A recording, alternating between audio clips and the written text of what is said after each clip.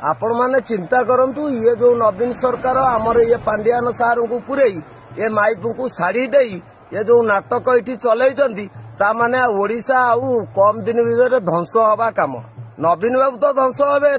हबनी किंतु आम ओडिशा भी ध्वंस हो कारण ये जो सारथी आमर जमती करुले माइप को भलैकि अबे पांडियान बाबू ये माइप को भलैकि से कार्य करेंगे बोली चिंता करदी जगन्नाथ एत भिकारी होगले जी 60 पौटी अन्न ओडिशा सारा को बांटिकी रखिंट सी आज भिकारी होगले टली रिक्सा रे बुलिकी गाँ गाँव में चाउल मुठाई टंकाटा मागुंट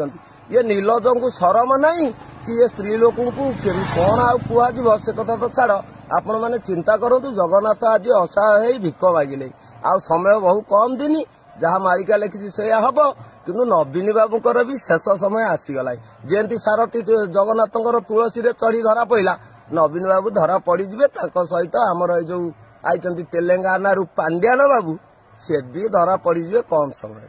आपण मैंने जहाँ चिंता करेंगे आम घर तो माइपे रोना घईता माइप राजा कुला डाउ डाउ नीति जा ये तो नवीन बाबू करदे माइप सरकार पांडियान बाबू आसिक माइप हम सरकार आशा तो ये हाउ आम तो कर्मी लोक आम जाऊँ